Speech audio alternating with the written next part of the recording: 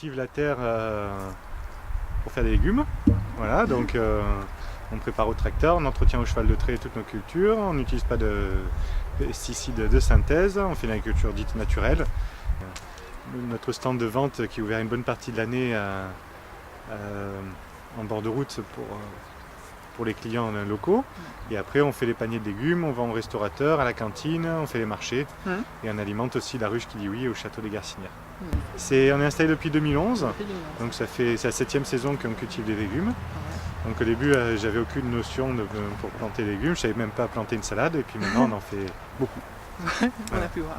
Ce matin c'était une journée de sensibilisation au maraîchage, au devenir possible de l'agriculture, parce que bon, à un moment il va falloir savoir si jamais on continue à se spécialiser dans une monoculture, même si jamais les paysans ont exercé tout leur talent pour valoriser leur terroir à travers la vigne et faire du rosé maintenant un vin qui a une autorité mondiale. Est-ce qu'il serait quand même pas judicieux d'utiliser toutes les autres terres en friche qui ont un gros potentiel agricole et agronomique pour envisager d'autres formes d'agriculture? Donc nous l'idée c'est de montrer qu'une diversification serait souhaitable parce que les cantines vont être les cantines vont devoir être approvisionnées d'ici 2020 à 20% bio, 40% local.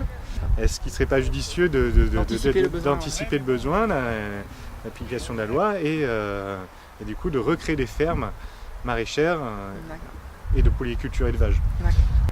La permaculture, c'est de dire qu'un jardin est en agriculture, c'est comme si vous demandiez est-ce que ta maison est en architecture. Les gens ne comprennent pas vraiment le terme, c'est juste un design. La permaculture, c'est juste la façon dont on agence le jardin. Voilà. Donc c'est ni plus ni moins que ça. Donc après, il y a des techniques dans la permaculture pour ne pas utiliser d'outils, ainsi de suite, qui sont très intéressantes, qui sont valables pour des approches personnelles, de petits jardins cultivés à la main. Pas à grande échelle, quoi. Voilà. Après, c'est tout à fait louable, c'est très intéressant. Après, pour une approche un peu plus commerciale, au jour d'aujourd'hui, on n'est pas encore tout à fait au point. Toutes les approches m'intéressent, notamment en ce qui concerne la permaculture, mais au jour d'aujourd'hui, vu la taille de notre jardin, c'est difficilement compatible.